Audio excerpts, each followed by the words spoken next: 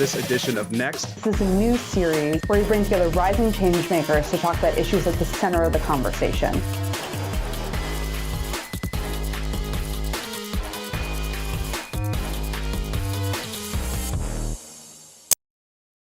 Hi, everyone, and welcome to Next on Washington Post Live, where we talk to the change makers influencing conversations from Capitol Hill to the entertainment industry and everywhere in between. I'm Marianna Sotomayor, and I cover Congress for the Washington Post. And joining me today is Congressman Maxwell Frost. He's known nationally for becoming the first representative from Generation Z on Capitol Hill. But back home in Orlando, Florida, he's known for his decades worth campaign and activism to change gun reform rights in this country. Congressman, thanks so much for joining us today. Yeah, of course. Thank you for having me. So I want to talk to you a lot about your first 2.5 months on the Hill. You and I have seen just how crazy it's been, a lot of movement happening. But, you know, I remember my time as a freshman in any point in life, and it was always a little awkward. I can't imagine being the youngest in a freshman class. But that hasn't seemed to intimidate you in any way. I saw that you tweeted earlier this week that you were preparing to introduce your first piece of legislation. Is there anything you can tell us about that? Yeah. Well, thank you so much for having me on. And, it's going to be around ending gun violence, which, as you know, is something that's incredibly close to my heart as a survivor, but also as someone who's been in that work for about a decade. So really excited. It'll just be, the first of many actions we take to work to end gun violence in this country. Since you brought up gun violence, I wanted to get your reaction to Biden signing those executive orders that are supposed to help a little bit more on the background check process. I want to get your reaction to that. But, I already know, having talked to you and a lot of progressives, that that's just one step. It's not solving the whole problem. So my second question to you on this topic is, what's it really going to take to see big, impactful reforms? Is it really going to take more people from your generation who have experienced gun violence on Capitol Hill to make these changes become law? Yeah, well, I'm very pleased with the executive actions the president's taken. And, that executive action agenda is actually something we've been pushing for many years in the movement. And it's just great to see the president take that step. What he did in terms of working and directing the ATF to really hone in on that definition of what it means to be someone who is a guns dealer means a lot, because it means there's going to be more folks who fall under the background check law that we currently have.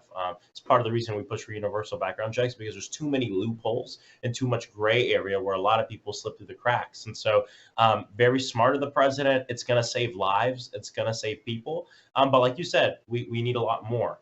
And I think the president is just taking the steps that, he believes he can take to help curb gun violence. And I'm really, really happy with the action that we saw. But we do need a lot more. We need Congress to act. And unfortunately, and you know this, in a representative body, it's a math problem. If you don't have the math, you can't pass the bill. And if you don't like the math, you change the math. And that's what we need to do. We need to change the math in the United States Congress to elect morally just leaders who actually care about our lives. You look at something like universal background checks. Most NRA members are for it. Most Republicans are for it. So in the rest of the world, we would say it has bipartisan support, because what bipartisan means is something we can all agree on. But in Congress, on the issue of guns, the word bipartisanship takes a little bit of a different definition. And what it ends up meaning is what the NRA is okay with. And they're not okay with universal background checks. Part of the reason the president took this executive action to help, expand the current background checks, but there's a lot more that needs to be done. You mentioned, just how more people have to elect a different kind of set of lawmakers to Congress. And I do want to ask you about that later on, especially in the state, our home state of Florida. But first, I wanted to ask you something that Generation Z is obviously on and all the time, and that is TikTok. It's come back into the news simply because the Biden administration is actually putting a lot more pressure on China to try and, get rid of their shares, to make TikTok a little bit less sketchy, let's say, potentially for all of the users. So many people are on that platform. And I'm sure a lot of your colleagues and friends tell you, I'm on TikTok. Why is this a problem? Why should I not be on TikTok if there are foreign countries that could be potentially taking my data? How do you talk to them about this? Yeah, it's interesting. It's actually an issue I'm still learning a lot about myself. Didn't know much about it just a few weeks ago, to be honest. But it is a concern, right? And it's something we should have a conversation around. But let's not let's not forget that there are many websites that many of us frequent that do collect our data and sell that data to other companies to use for advertising and et cetera. And so I'd say the problem of data and social media is a bigger problem than just TikTok. But when we talk about foreign governments like China, I mean, it is something we should take a look at. I'm not for unilaterally banning TikTok from the United States right now, but I do think we need to look into it and see what needs to be done. So I actually have an audience question. This comes from Eugenia in Arizona, who asks, how are you being treated by older members of Congress? How's that been? Yeah, I mean, I have felt fine, right? I mean, there's an occasional joke, you're at an event, I crack open a beer, like, let me check your ID, and I go, ha ha. But so there's occasional jokes, but honestly, I feel incredibly respected by my colleagues of all ages, and I think folks are really excited to have Generation Z and young people in the halls of Congress, and I think I've had a great experience getting to know my colleagues and being a young person in the hall. But I also have to say, right, I'm not the first like young person to be there, and there's people who come before me that did go through, trials and tribulation when they entered, and so without them, really coming in and setting the ground, for young people being in Congress, I probably would be having a lot of a harder time, and so it's important to think about the folks before. But yeah, I feel incredibly respected by my colleagues. Also, it's only month 2, so we'll see. But yeah.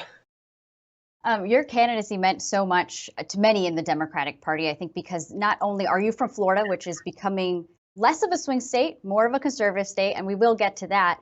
But have you felt any pressure at all from progressives, from Democrats who are trying to appeal to younger voters, to really hone in on the message that you had on the campaign trail? Do you feel that pressure, that expectation that, I don't know, they're looking for you for the solution to connect to different voting groups in the Democratic Party?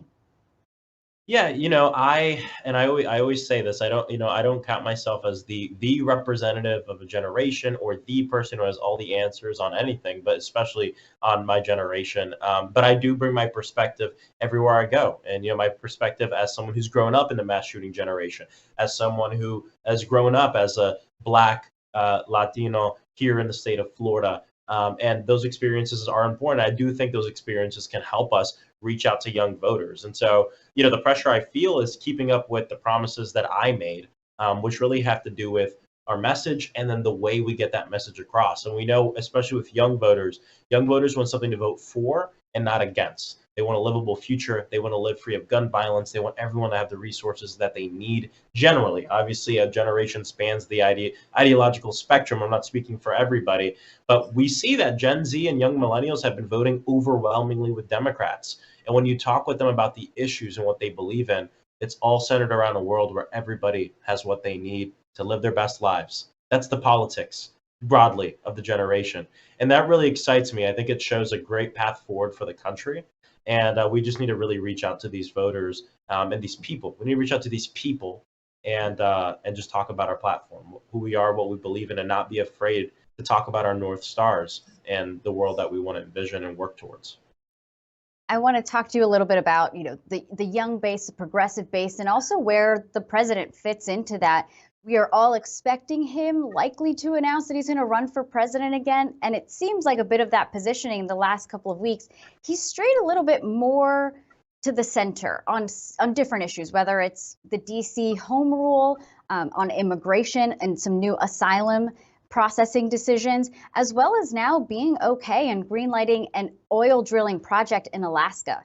All of those things go against what progressives have been talking about, what you have been, to your point, promising that you could do possibly or influence on the campaign trail. How are you looking at these moves by Biden? And do you think it is worrisome when you're talking to those younger voters who say, wait, I didn't vote for this. I don't want to see this happening? Yeah, I mean, those actions are disappointing. And, I expressed my thoughts on it a few days ago on Twitter. And we're talking with the administration about where where we're at and what we believe. But I think it is important that the president continue on the amazing work he's been doing over the past several years on bold legislation, executive action that's about leveling the playing field and ensuring that working families and people have the resources they need. That's why he's the most progressive president that we've had in modern history. And I hope he will continue on to that. And sometimes you have to hold multiple truths, right? You'll have someone that you believe in and that you work with that might do some very disappointing things. And it doesn't mean we don't hold that person to account. It doesn't mean we don't talk about it. But also doesn't mean we throw that person away, right? We still look at the whole picture, him being the most pro-union president that we've had, him being, someone who's saw the IRA through, which has, so much money, the most we've seen this country dedicate towards the climate crisis. But at the same time, we hold that he just approved oil drilling federal land in Alaska, which, he said he wouldn't do in his campaign. And so we hold these truths, right? And we figure out where we're going to go, and it's a little bit of a wrestling. But at the end of the day, I do support the president, especially if he, does his reelect. Young voters came out. Highest youth voter turnout was to vote for President Biden, and I think he just hold true to those values and what really brought young people out, which was a livable future, a world free of gun violence, a world where everyone has economic, racial justice, and that's what we're looking to him for. We're looking for that leadership. So we're in communication with them. People should hold him to account when he does something that seems to deviate from his values that he shared on the campaign trail. But we'll continue to work with him, right? And we'll continue on this wrestling that we see not just with the executive, but we see in the United States Congress and municipal government and in government in general. So everything you just said actually segues perfectly to this viewer question, and it comes from Leah in Texas, who asks, it's easy to get them registered, them being younger voters, but what do you think is the most effective way to encourage Gen Zers to actually get out and vote? You've mentioned it here and there a little bit, but really, how do you even use your own campaign, really enthusiastically making sure that people turn out and vote? Your district, obviously very, very blue, but how can you make sure that those same kind of voters who might be living, for example, in Florida, in a red state, are heard and feel like they are influencing the process? I think it's important that people see that their leaders are fighting for them and with them for the values and solutions they believe in. And I think it's important that our electeds are honest with them. I think there's a lot of reasons. Part of the reason why 50% of this country doesn't vote is because they've been lied to for generations, having politicians say, vote for me and this will happen. Vote for me and this will happen. And the reality of our system is it's just not how it works. There's not one politician that's going to save us. It has to be a collective movement, both within and outside the halls of government. And I think when we have leaders who are honest about that, honest about the movement, honest about the fact that I'm not on top of anyone as a member of Congress. I'm part of this movement, but I operate within a certain space. You operate within that space. Together, collectively, we work together on the values and what we believe in. That's bringing people in. And when they see you fight for them, no matter what it is, no matter if it might seem like a futile effort, no matter what it is, we fight to end gun violence. We fight for universal health care. We fight for paid sick leave and family leave. We fight for these things. And I think especially with young people, when they see that fight from their leaders, even though we might not always be successful, I think it shows them that their leaders are working for them because they are. And I think, young folks in general just expect a lot from their leaders because we've been let down for so long. We literally live in a generation where you could describe us as the mass shooting generation because of the failures of leaders who have come before us. And we're not here to point fingers and play the blame game. We just want to be a part of the solution. And so first thing is, if you want people to vote, give them something to vote for. Show them that government works for them. I think if Build Back Better would have passed, Democrats would probably most likely have the majority right now. I think, we'll see what happens with the canceling student debt, but no matter what the decision is, I know the White House is ready and should move forward on creative solutions on still providing that relief to working people. And that those actions show people that government cares and works for them. And I think that's part of the way you get people out to go vote. So I want to talk to you about our home state of Florida. I will be down there in just a little bit, so I'm excited about that. But are you going to the Republican conference? Yes, the Republican conference right in your backyard. All So right. I do actually want to talk about Republican politics, given just that the state has become more conservative, right? We saw overwhelmingly, even in the midterms, it really did wash away the perception of Florida being a swing state. And Yeah. it seems like all national politics is local in Florida. So I wanted to ask, just start you on this front, the issue of abortion, because we obviously have been seeing the ramifications of that across the country. In Texas, we're awaiting a lawsuit there about whether medically induced abortion pills will possibly be restricted. Just today in Florida, already Republican state legislators have actually approved, at least kick this one bill out of committee. It's the first step of potentially putting into place a 6-week abortion ban. You obviously ran on this. It's something that Democrats have passionately been talking about even before Roe v. Wade was overturned. How can you talk about this with a number of your constituents who are concerned, who have legitimate worries, may not know where to go if they find themselves in the situation, especially since a number of southern states are now limiting abortions? How are you kind of preparing your constituents about this potential reality and giving them hope of maybe changes not tomorrow, but down the road? Yeah, this is a really important question because people are scared, right? People are very scared in the state of Florida right now. And it's women and childbearing adults. It's our LGBTQ plus community. It's Black people. It's immigrants. It's Latinos. It's poor people. Because we have a governor who's been abusing his power to target marginalized communities because he wants to run for president and it helps him in his polls for his primary. And that's what's going on right now in this state. He's closing businesses. He's changing the makeup of schools, firing entire boards, putting in conservative lapdogs that will just do what he says. I mean, it's wild what's going on in this state. And so what we're doing is we're working with local stakeholders. You know, there's amazing organizations like Florida Access Network that work at providing the logistics of people being able to get abortion that might not be able to here. And if this 6-week abortion ban passes, which the governor in a press conference has said he thinks it's good policy, he thinks it's a good thing, he thinks it should pass, shows me that it probably will pass because whatever the governor wants, he gets in this state. Because the Republicans in the state legislature are just lapdogs who do what he says. And that's part of the problem that's part of the reason we're in this problem right now. So we're working with stakeholders, people who have the infrastructure to help folks receive the care that they need, whether it's abortion or et cetera. And then we're also looking at how do we combat this from a legislative point of view? And obviously the North Star is we need to codify Roe at the federal level, and Congress needs to do that. But obviously, like I said, it's a math problem. We don't have the math for the next 2 years at least. And so we have to think about what can we do in the interim. And that's working with these groups, and that's ensuring people have the resources they need. We take care of us. That's really what that's about. We also think there's going to be, hopefully, we don't know yet, but codifying the right to an abortion in the Florida Constitution by way of ballot measure. And if you look, UNF just released a poll that I think, you hear people talking about Florida's a red state, Florida's a red state. For me, I think we had a horrible year. I'm not saying we didn't. And I'm not saying the state's going to flip blue next year or next cycle. But I want people to think about this. I think Florida's a case study in the difference between policy and politics. And what I mean by that is this. Look, there's a UNF poll that just came out that shows that in a head-to-head match, DeSantis wins Florida by a few points over President Biden. That's politics. When you look at policy, medical or recreational marijuana, codifying the right to an abortion, things like $15 minimum wage, these things poll over 70%. In fact, $15 minimum wage passed here with over 60% of the vote. So there's a disconnect here between a state that actually, in terms of policy, is pretty progressive.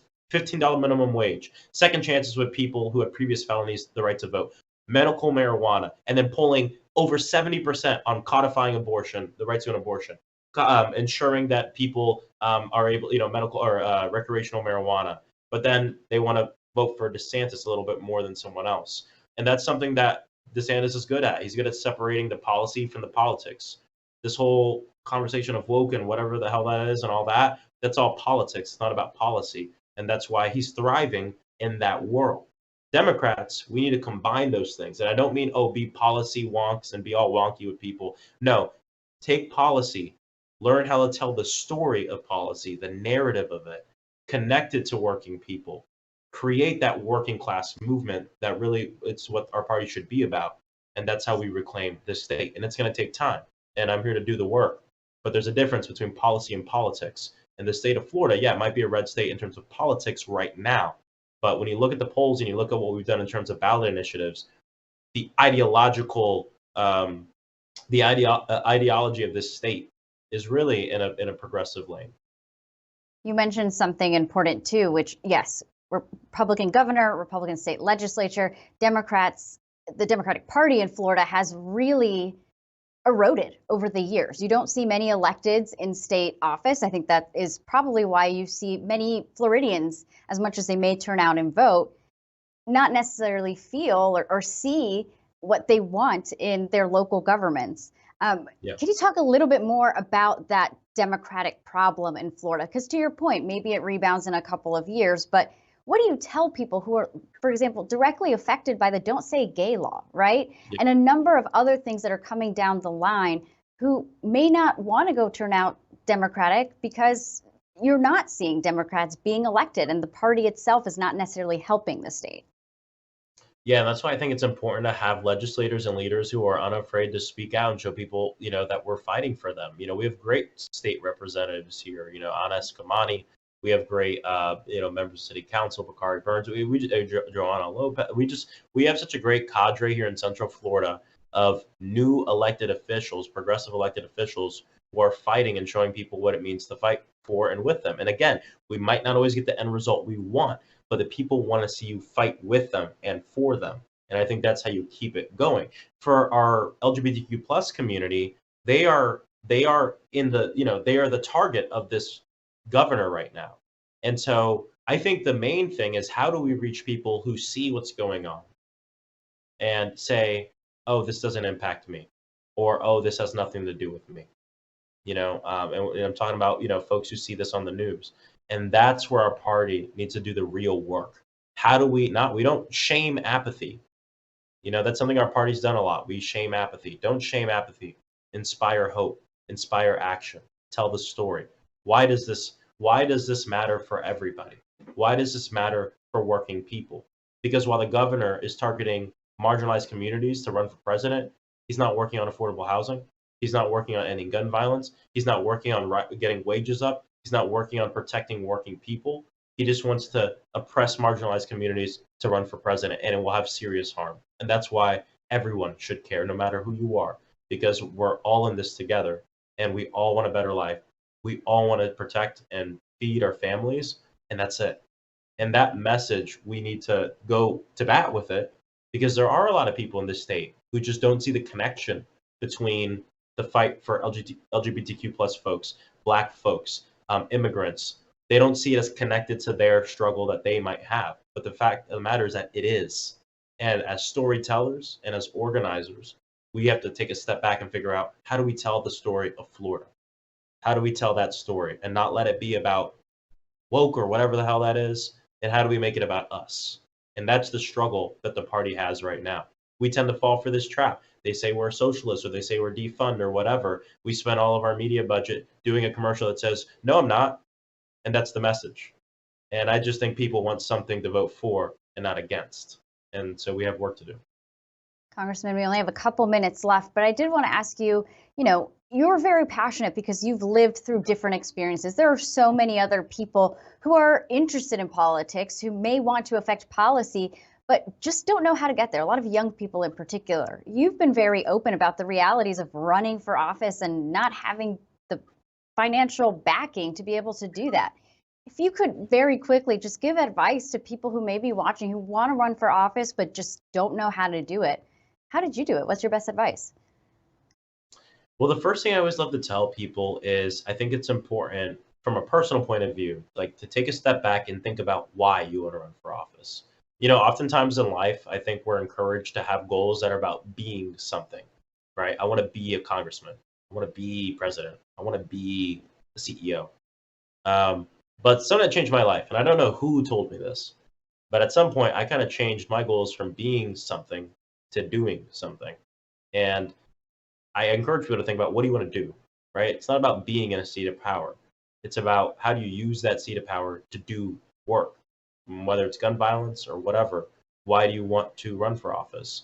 And I think it's important to do that for yourself because it is going to be the hardest thing you've ever done. And in those times of trials and tribulation, being grounded in the do, right, and the things you want to do will give you the mental fortitude, energy, and grounding you need to continue in this fight and have what you need to actually win, be authentic. So I would encourage people to run for office just to hold an office, run for office to do something with that office. And if you can't answer that question, it might not be your time, which is okay. But if you can't answer that question and you're convicted, please run because we need working people. We need people, diversity of age, race, gender, etc., economic status to be in the seats of power. And the last bit of more practical advice I would give is save up money because it is expensive to run, not just in terms of money on the campaign, but also personally. Because for many of these races, you have to quit your job or work reduced hours to be able to keep up. And so I encourage people save or have a plan. I didn't have a plan, and I put myself in financial ruin. And now I have a light at the end of the tunnel because I'm a congressman making a good salary. If I would have lost, I'd be on very, very hard times right now. And I took a risk, but people shouldn't have to take that risk. Well, Congressman, thank you so much for sharing that advice and just bringing this fresh take on what's happening on Capitol Hill. Thanks for joining us. Yeah, thank you so much for having me.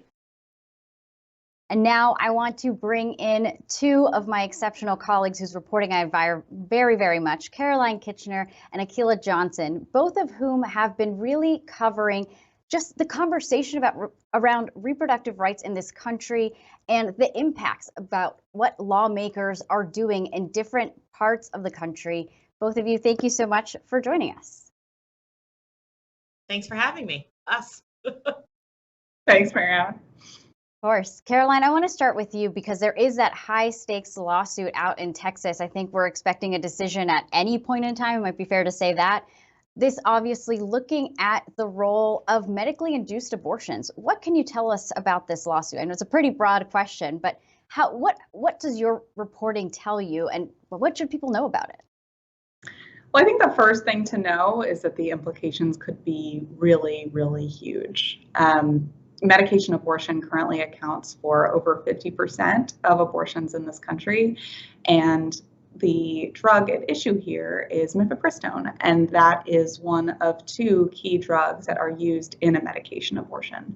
So I was actually in Amarillo, Texas yesterday listening to the arguments in the hearing for the lawsuit. There were it was a small courtroom. It was just 19 members of the public and 19 press, and listening really closely for any kind of sign of what the judge makes of these arguments that have really been widely discredited by leading medical associations and and legal scholars who say it's truly unprecedented for FDA approval to be challenged after 22 years, which is what's happening here. Mifepristone has been around and been on the shelves for over 2 decades, and this judge could potentially take it off the market. So, Caroline, I wanted to ask you a little bit more about that judge. You have a deep dive story really going into his background, his own record. He is pretty conservative. Should that tell us anything about how he might rule on this case?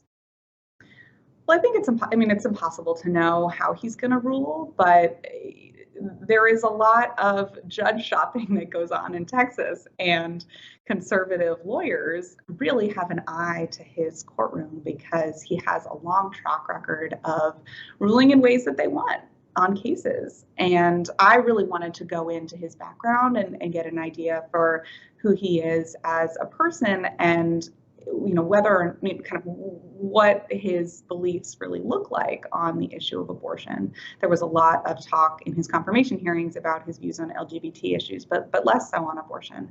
And we did uncover a long history that goes back decades, really since he was a kid, and as a college student of just believing that abortion is morally wrong. We talked to over 20 of his friends and family members about those beliefs, and they were really open. They said, look, this is something that really means a lot to Judge Kaczmarek. He has a lot of personal reasons for believing so deeply in the anti-abortion cause. And so, it remains to be seen whether those personal beliefs or how they might, play into a potential ruling here. Akilah, you've done a lot of reporting about how these new decisions on reproductive rights is really affecting maternal health. There's this crazy stat out there that just in Texas, 90% of maternal deaths are preventable. Can you tell us a little bit more about that? Why is that already such a problem? Then you add all of these new decisions on reproductive rights that could potentially make this a whole lot worse. Well, right. So one of the things is this country has long been, has had the highest maternal mortality rate amongst high-income countries. And in Texas, 90% of maternal deaths are preventable, but nationally, about 80% of maternal deaths are preventable. And so when you think about it, it's everything from hemorrhage. Hemorrhage is a main leading cause of maternal death, and cardiovascular issues, obesity. And so it's kind of the health that people go into pregnancy with affects health, their pregnancy outcomes. And, what research has shown is that states that have more restrictive abortion laws, reproductive laws, or where access to reproductive health is more restricted, have higher rates of maternal mortality. So while sometimes we think of these things often as disconnected, they are very much interconnected in terms of how this all relates to the health of pregnant people before they become pregnant, while they're pregnant, during birth, and then after, because the majority of maternal deaths happen postpartum. And, it's really interesting, going back to that statistic that you mentioned in Texas, there was a report that came out late last year from the Texas Maternal Mortality Review Committee. So this is a committee of folks who look at all of the maternal deaths in the state and try to kind of hash out and really figure out what happened. And one of the findings that they found is that ectopic pregnancies were a leading and contributing cause to hemorrhage.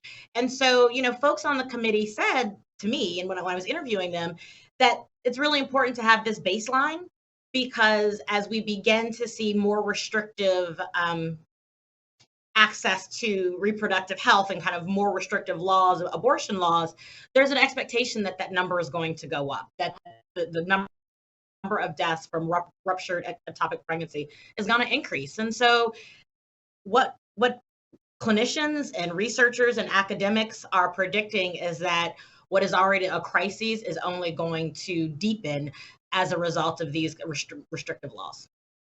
And just even zooming in on the female population, you've talked and reported a lot about how all of these more disappearing reproductive rights is not just going to affect women of color, but also women living in rural communities. Can you talk about both populations and how this is going to affect them?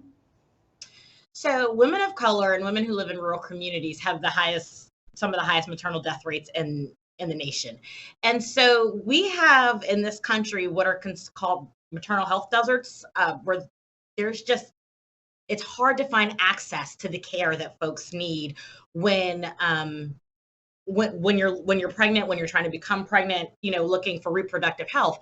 And that is particularly acute in rural communities. And so as we begin to think of restricting access to services, so if you already have a small pool and access is already hard, and then you layer on top of it, deeper laws that are further restricting access, you're just worsening a crisis. And in rural communities, you quite often hear about pregnant people having to drive hours, sometimes hundreds of miles, to reach an obstetrician, a midwife, someone who is going to help them through pregnancy. And so and that's for a routine visit, so if you have a medical emergency, that only gets worse. And so some of what we are seeing in terms of causes of maternal death, going back to that report in Texas, are also indicative of lack of early access to maternal care. Ectopic pregnancies are something that can be caught early and should be caught early, but if you don't have access to medical care, you're not going to get to the doctor in time enough to catch it. And that's when it becomes a crisis, when the fertilized egg implants outside of the uterus and it causes significant internal damage to the organ that it implants on. Caroline, something that struck me recently from your reporting is the fact that if this judge does roll back access to the medically induced abortion pills, that could actually affect how the FDA processes any kind of drug moving forward. What are you hearing on that front? It seems a little bit unpredictable. It's a big concern. In the hearing yesterday, the lawyers for the plaintiff were questioned by the judge. Can you give me any kind of analog cases for this? Any other examples of a drug being challenged in court and FDA approval being revoked? And the plaintiff's lawyer said, no, actually, I can't. And that was really, that felt like a moment in the courtroom. I think there was a lot of concern about how this decision, if the judge does in fact rule to suspend or withdraw approval of mifepristone, how it would relate to other drugs for different things, that might be controversial in some way. This could become a pathway, challenging it in court. And that really just sort of throws the whole FDA process for a bit of a loop. So, I think that people, even beyond abortion are concerned about the future implications of this case. And I wanted to ask both of you, you've obviously done so much reporting in this space, but if you could think of one or two of the most impactful stories you've heard from women when it comes to living in this post-Roe world, what is it? And Akilah, I'll start with you. I think it would have to be, and it was actually in a place in Maine, right, which where abortion, access to abortion is protected, for lack of a better term. And I spent the day at a reproductive health clinic, and there were just the stories of women who were coming in and looking for safe places, not just to access abortion, but to access reproductive health care writ large, right? So these were women who were accessing this facility for years prior to needing and accessing abortion. They were coming here for birth control when they were in college, for their gynecological exams, throughout postpartum care, and then in some instances when they needed to access abortion services for a variety of reasons. This is also where they felt safe and comfortable doing it. So it really reiterated that access to abortion is but a moment in time in a woman's life. And it's just but a moment in time across the spectrum of her reproductive health. And so when we think, one of the things that these providers quite often said is abortion is healthcare.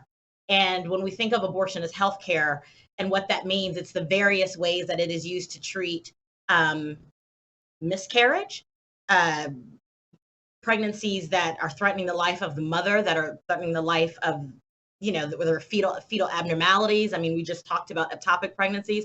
And so that experience, that reporting trip really is one that sticks with me. Caroline, what about you? It's hard to choose.